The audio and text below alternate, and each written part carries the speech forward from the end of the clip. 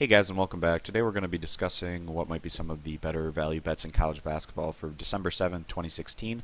If you're looking for more content just beyond what I touched on in this video, you can head on over to stumpthespread.com and get our free pick daily articles over there, as well as our premium plays across not just college basketball, but during this time of year we also got college football, the NFL, the NBA, and the NHL going on. And to get over there, you can just click this big Stump the Spread logo here in the top right hand corner if you're on desktop. Or if you're on mobile or somewhere else, you can get there through the description. I'll link Stump the Spread in the video description right below this video. So there's a lot of action on the board today, and I have a list of about 11 games that I want to touch on as what might be some of the better value plays today. And also, if you could click that thumbs up button or subscribe, that really helps us out. It's greatly appreciated. And if you subscribe, then you can get notifications of when I release these videos. I usually release them later at night, usually somewhere between midnight and 2 a.m. in the morning after I've written my matchup articles for the day in college basketball. So in this video I want to start by talking about the Butler versus Indiana State game. Interstate battle here. Indiana State gets the home court. We've seen some interesting games in Indiana this year, like for instance when Indiana went on the road to play Fort Wayne. That was an in-state battle where Fort Wayne was able to utilize their home court advantage to get that impressive upset win. Indiana State will try to do a similar thing here against a very talented Butler squad. Butler's gotten off to a really strong start this year. Even though they lost two of their best players from last year's tournament team, this is a group that returns quite a bit of veteran experience, and Keelan Martin is one of the better players in the Big East, and he's gotten off to a pretty strong start so far this year. But Indiana State, they're standing at 500 right now.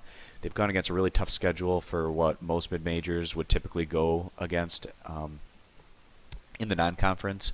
And Indiana State's been competitive in all of their defeats, nearly coming through against teams like Iowa State, for instance. And actually in their last outing, Indiana State picked up a really impressive win going on the road against Utah State in what's one of the tougher road environments that you could enter in the non-conference. They were able to pull out that win leaning on their defense. This Indiana State squad has really challenged themselves, not just against tough opponents, but also on the road, and they've been doing really well, and they've been leaning a lot on their defense, which has kind of been a catalyst to their success and competitiveness thus far. And we think that Indiana State, getting this many points behind their home court advantage, even against a strong opponent like Butler, has pretty solid betting value, especially considering the fact that Indiana State's been a consistently competitive squad this year, even against the tougher teams that they've been facing.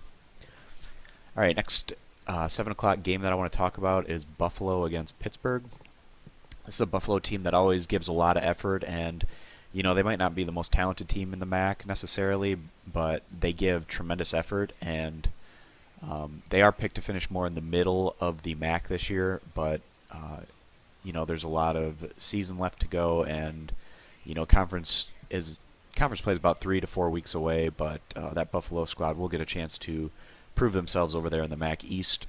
This is going to be the third straight road game for Buffalo, going against pretty tough competition during this road trip that they've been on. Fatigue is also something to consider when going into 3 straight road games, this being the final leg of that. And then you have Pittsburgh, who they bring in a new coaching staff this year. They do bring back quite a bit of talent from last year's squad, and they are going to have some of the best players on the court today with Young and Artist, both having really strong starts to the regular season. Pittsburgh is coming off a pretty surprising defeat in their last outing against Duquesne, and even though that result was pretty poor for the Panthers, losing a game like that can really wake up a squad and kind of be a catalyst going forward if the coaching staff is able to utilize it in the proper manner. Getting this the home court advantage, we do like Pittsburgh now giving the 11 points, especially with Artist listed as probable for this one. We're going to side with that, as Pittsburgh should go on to win and cover the spread against a well-traveled Buffalo squad. Alright, so this is going to be a pretty interesting matchup here. Texas Christian against Southern Methodist. So TCU's gotten off to an undefeated start this year under their new head coach, Dixon, who actually came over from Pittsburgh this past offseason. There's a lot of excitement around this TCU team right now, but some people think the undefeated start's more a fool's gold given the kind of competition TCU has been going against. This is going to be a good measuring stick game for them as they go on the road into a really tough road environment at Southern Methodist. So SMU, they no longer have Larry Brown heading things over there, but still a lot of talent coming back from last year's squad that found a lot of success. And, Moody Coliseum does bring one of the better home court advantages for SMU. We do feel like this is going to be a competitive game, but behind their home court advantage and this TCU squad, even though they are undefeated, they're not extremely battle-tested thus far, going against a more manageable slate. We do like SMU to come through here and pick up the resume-building win as they go on to cover this small spread. Another in-state intriguing matchup that we got here is going to be Creighton against Nebraska. It's always fun when these two teams go head-to-head, being the two of the bigger programs over there in the state of Nebraska. We really liked Creighton coming into the year, and they've been living up to our expectations of them. They've been one of the best offensive units in the nation, and the addition of Marcus Foster, the transfer from Kansas State, has really made a tremendous impact on this team right away as he leads all scorers over there for Creighton. This is a Blue Jay squad that can really put up a ton of points, especially when they get rolling. Be interesting to see how they deal with this tough road environment over here against Nebraska. So Nebraska, they lose what was going to most likely be their leading scorer, Andrew White, who transferred over to Syracuse. Kind of dealt a blow to Nebraska, but this is a Nebraska team that does have some intriguing underclassmen that they're trying to work their way up and make this team competitive.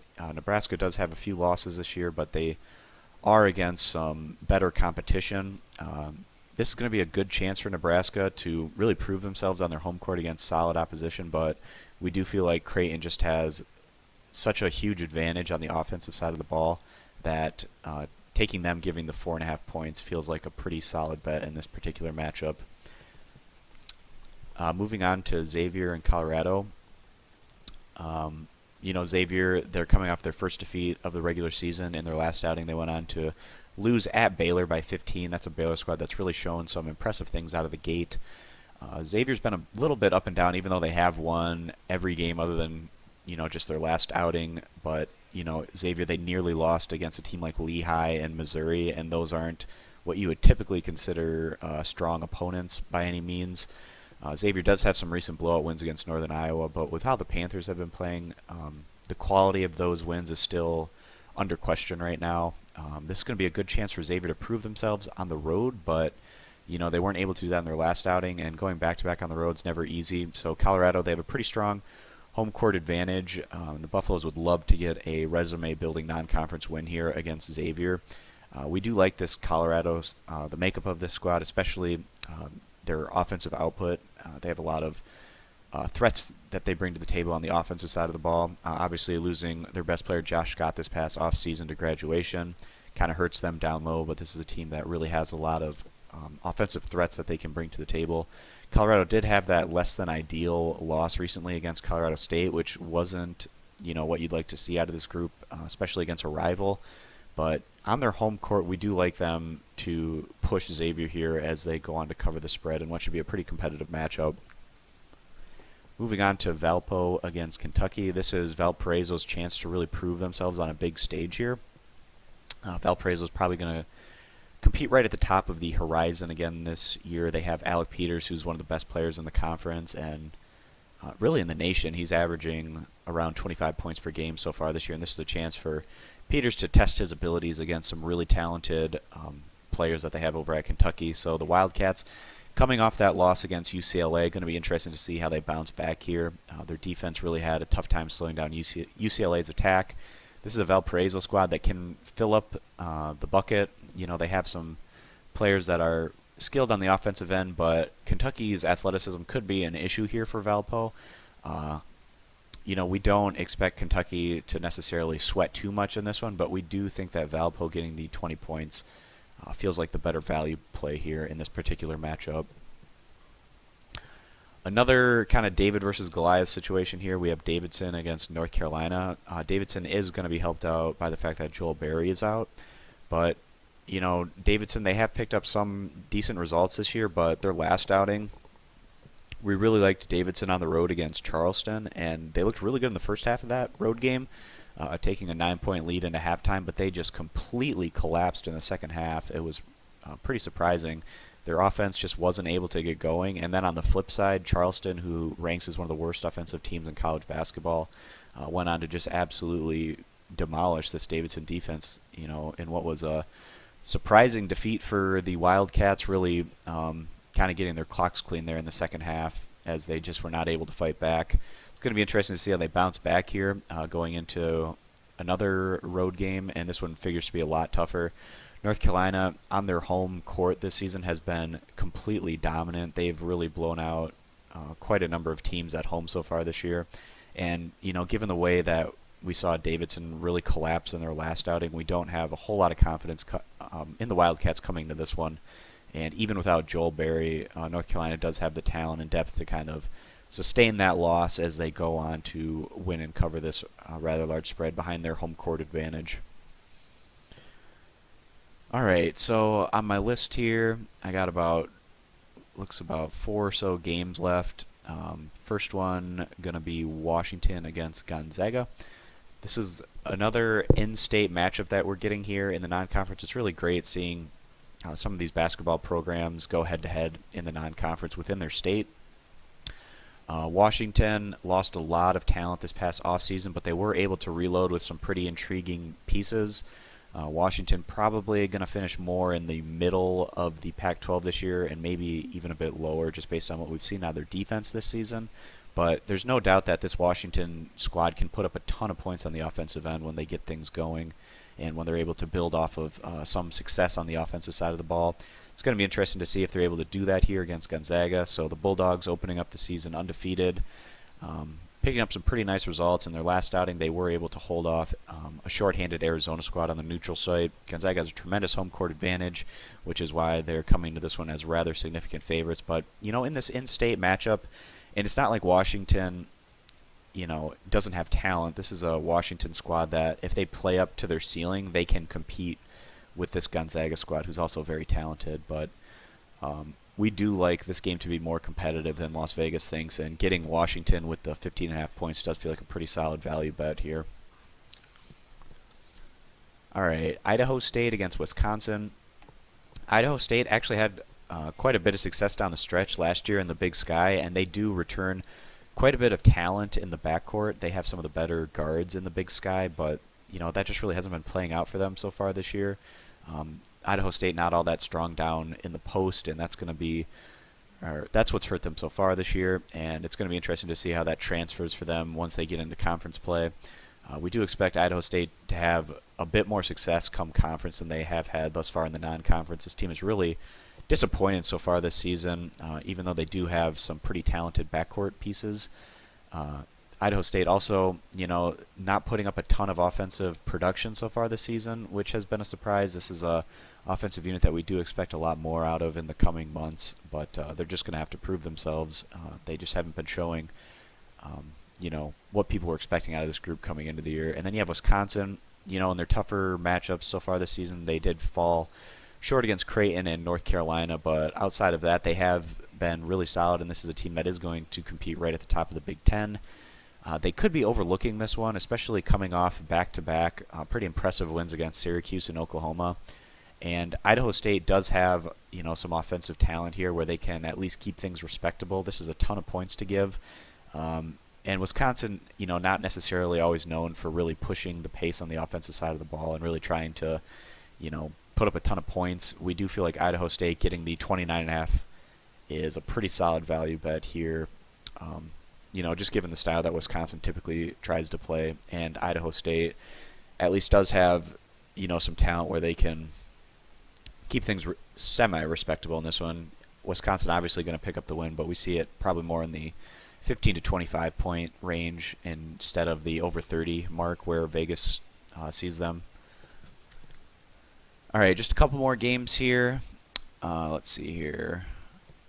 Weber State against BYU. Another in-state matchup we got here. Weber State really not impressing out of the gate. Weber State has lost some talent in recent years, and they could have a tough time competing in the upper tier of the Big Sky this season, just given what's really, going to be a pretty solid year for the conference overall. A lot of teams either bring in transfers or return a lot of veterans, so it's going to be interesting to see how that particular league shakes out this season. But Weber State's going to have their hands full there. Not finding all that much success so far this season, just picking up one Division I win thus far. And then going on the road here, really challenging themselves against BYU. The Cougars have gotten off to a decent start so far this year. This is a BYU squad that really has a strong footprint in the paint. They have one of the better front courts in the WCC, and that's going to be their ticket to success this season. Eric Mika averaging around 20 points per game right now, and he's just a force down low in the post. And BYU, they have a tremendous home court advantage, and they've been putting up some pretty strong offensive numbers this year. We just have a hard time seeing this Weber State squad keeping pace with this BYU attack. So giving the 13.5 points does feel like the better bet here, siding with the Cougars. And then the last game that I want to touch on in this video is going to be Montana State against South Dakota. This spread has shifted from 2.5 to -5 right now, and I really suspect that from Montana State's last outing, where they were rather significant favorites against Milwaukee at home, and they actually went on to lose that particular matchup. So, the bettors might be kind of slighting them here as a result of that. But, given the whole scope of the non-conference thus far, Montana State has actually been pretty solid overall, and especially on the road, they've been really competitive. For instance, they were able to push Rice right to the end on the road, and that Rice squad has shown to be really solid in the non-conference thus far. They also were able to keep things respectable in a really tough environment at Utah in what was another loss for them. But again, Montana State hasn't really been shaken much by tough road environments so far this year, and we do expect them to be competitive again today in this one. So South Dakota, probably going to be more of a mid-tier Summit squad this season. They do have a better home court edge than they've had in the past with what is a pretty nice arena that they have right now. That's probably going to help boost their program in the coming years. It's going to see how that plays out for them. But the Coyotes could have their hands full here. Montana State can really put up a lot of points, and they have a lot of offensive talent in the backcourt.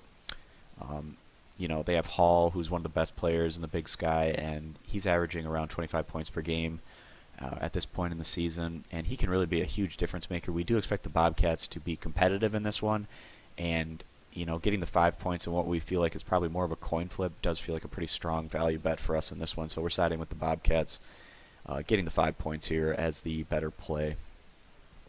So I think we covered about 11 or 12 games in this video. A lot of action here on December 7th, 2016 in college basketball. Some pretty interesting matchups. Looking forward to seeing how some of these shake out. But again, thanks for watching, guys. If you're interested in more content beyond just what I cover in this video, you can head on over to stumpthespread.com. You can get it there just by clicking this logo here in the top right hand corner if you're on desktop, and I'll also link it in the description. And again, if you can click that thumbs up or subscribe button, it's greatly appreciated. It really helps us out. And that's pretty much it for this video. So thanks, guys, for watching, and I will see you in the next college basketball video. Bye.